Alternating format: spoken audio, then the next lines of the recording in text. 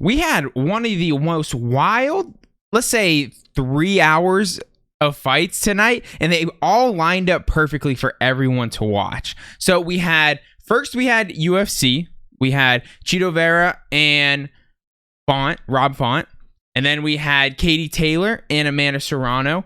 One of the greatest women's boxing matches in the history, might be the best ever.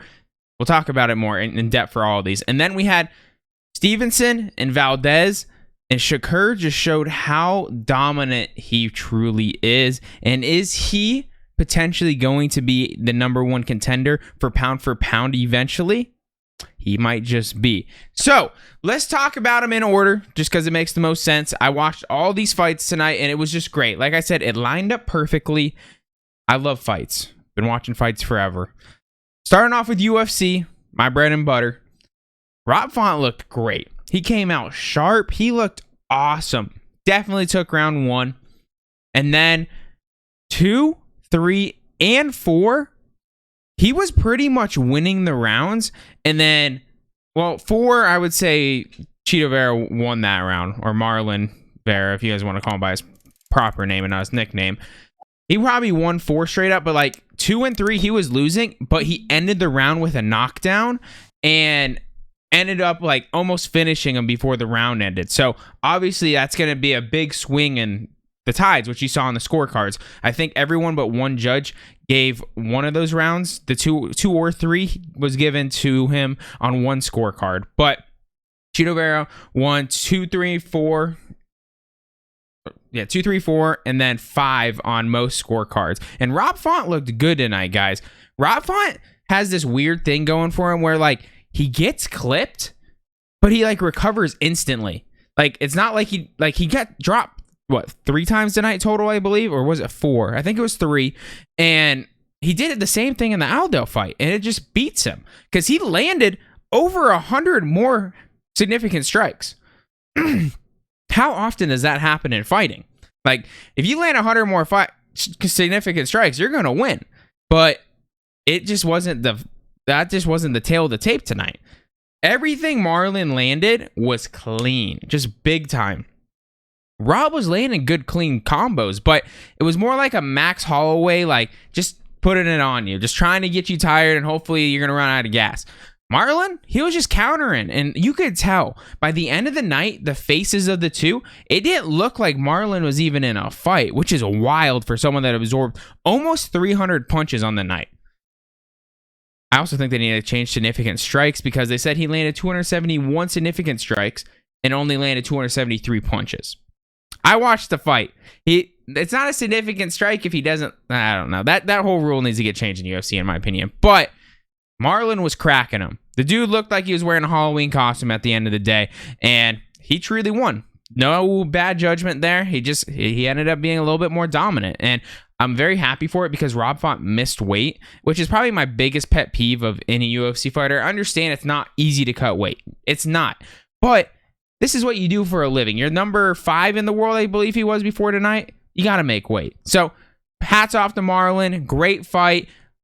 Fight of the year contender 100%, and first main event for him, 1 win for him in a main event. So I'm super excited to see who he matches up with next. It's got to be, he's going to call a shot. He's going to try to get in there quick, because like I said, he didn't really take that much damage. Even though he got through almost 300 punches landed on him, he looks great after. Like, it didn't even look like he got in a fight, which is, some people are just built like that in the UFC. It's never made sense to me. Like, BJ Penn never looked like he got in a fight. But then there's people like Nate Diaz, every single fight gets busted open. But that's scar tissue. Going on to the next fight. Katie Taylor and Amanda Serrano. This is probably, arguably, because it's always arguably, the greatest women's fight that I've ever seen. Or just in general. This is up there with, like, if you're going to the UFC, like Joanna and Zhang Wang. Like, they beat the crap out of each other for 5 rounds. They beat the crap out of each other for, I believe it was 10 rounds today. It was 10 2-minute rounds, I believe it ended up being. But my goodness. They really needed to make those 3 rounds and make it 12 rounds. They needed to get, like, an official, like, fight for the rematch, because there's going to have to be a rematch. It's super arguable who won this fight. I personally had it as Taylor winning. I thought Serrano was busier, but in a boxing match, it's not always about who's busier. If you're landing significant punches at a more efficient percent, ask Floyd Mayweather. He did that for the back end of his career when he was being Money Mayweather. So, we'll take it. That was, as a fight fan, no one loses when they have that kind of fight. And neither of them lose credibility either. So, stats-wise, Serrano almost threw 300 more punches. It was like 250, actually. That's still a lot. 375 to 624. And then landed, it was 147 for Taylor versus 173 for Serrano. So you can see the amount isn't that much different. Like, Taylor landed at a 39% and Serrano landed at a 28%. So the people out there that really think Serrano won that fight, all you Jake Paul fanboys, I understand he lost his money tonight. Trust me, 1 million ain't anything to that guy. So don't feel bad for him. But it was a great fight. Absolutely phenomenal fight. They're going to absolutely run it back. And I was just unbelievably just like mind blown. Like 6 times I found myself just like, they're just swinging. They were just going at it like crazy, just throwing hooks after hooks. At one point, Taylor was in deep water. Like, she was looking like she was going to go down and out, and she just kept swinging, and that Irish blood flew through her veins, and she somehow survived. But it was a great fight, guys. Like, I cannot talk enough about this fight and how good it was, because female mixed martial arts and boxing doesn't get enough credit. When it's good, it's just as good as males. Like, it really is. And these are 2 girls that absolutely crack. Like, I think most of these girls, like, they almost finish every one of their fights. So these girls crack, and it showed. Both these girls were wobbled and tired and exhausted by the end of this. But I would love to see it go 12 rounds, 3-minute rounds, because then you can really see a little bit more game plan, because 2-minute rounds is too short. If you watch boxing at a regular race, you're just like, I don't know about that one, Chief. Especially for like the 2 pound for pound 1 and 2 women fighters basically out there. Sorry, Clarissa Shields. I think these 2 are better than you, in my opinion. She obviously is bigger, but skill-wise, these chicks are unreal. Third fight of the night, we had Shakur Stevenson, however he says it.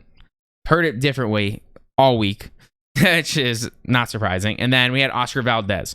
Oscar Valdez is Canelo's boy. Like, that is his guy. And then Stevenson, if you guys didn't know, that's Bud Crawford's guy. They trained together, and he walked him out there tonight holding up the belt. Those are 2 pretty good mentors to have. Like, that's number 1 and number 2 on the pound for pound right now. So that's another story. We can talk about those guys later. But the fight, it was just the Stevenson show. Shakur came out tonight and put himself on the map. Everyone's kind of pushed him aside for now. That was his 4th title fight tonight, and now he's won 4 belts. But this one truly just was pure domination from start to finish. I saw someone on Twitter say this is like the mixture of Money Mayweather and Bad Boy Floyd, and I was like, honestly, it is. He looks like he's having so much fun out there. I think he broke his hand just to go with that Bad Boy Floyd mentality, and because at the end of the fight, he was holding his left hand, which is his main hand. It looked like he broke his hand. That's not a big deal. That happens all the time in boxing. But he looked like a superstar tonight. He's 100% going to be in the top 10 pound for pound rankings this week. There's no way they can keep him out. It was a picture perfect fight against a 30-0 undefeated boxer in Valdez. And Valdez, he didn't go away in this fight because he's got that Mexican toughness to him. This is how they do it around that hood. And the dude, he wouldn't go away. Honestly, it was somewhat competitive. Like, it was an entertaining fight to watch, but like, Stevenson was just too big for him. Valdez is a small super lightweight, and Stevenson is a huge super lightweight. So I'm hoping we get to see a little Stevenson go up to lightweight, or next weight class up, and we can see him with. There's so many good matchups. We could see him against Lomo. We could see him against the guy that just beat what's his name? George, the Australian guy. I can't think of his name right now, but he just beat Lopez in his last fight. Lopez, is that his name? Yeah, in his last fight. So there's a lot of big fights that can happen up there. So I'm hoping Stevenson goes up for that because it looks like he's too big for the division. That weight cut has to be rough for him. So I'm very, very excited to see what is next for him because he looked phenomenal. I think he won every round but one on the scorecards tonight, and he just doesn't let anyone outstrike him in rounds. It's just like his thing. I think going into tonight, he outstruck his last 43 rounds against people. He just has that IQ that is just outside of this world right now, and he's got the talent to back it up and a left hand that is quicker than anything. And he has a great jab too. Like his footwork is just, it's just different. You know, those guys that are up there in the top of the rankings, it's just different. I would love to see him in Lomo because that would just be like, I don't know who would ever get hit though. Like, no one's going to get hit in that fight because both of their footwork is just phenomenal. But that would just be such a chess match. I would love to see it. Probably like a boring fight to a lot of people, but for me personally, I would love to see that fight because I love seeing people just, I like to see the little things because that's what boxing truly is at the end of the day, is just who's just that much better for the most part. Like tonight, he was like this much better, but like most of the times in a really close fight, it's like, the greats of the greats. It's the fine things that go through. But what a great like 3 hours of just fights, guys. I loved every bit of it. If you guys want more of this kind of content talking about fights, I can even break it down more than anything that you could ever imagine if you guys want me to, because I love fights. And yeah, I appreciate you guys. Thank you for checking out today's video. If you guys did enjoy it, make sure you do drop a like on the video, subscribe to the channel, and I'll catch you guys later. Peace.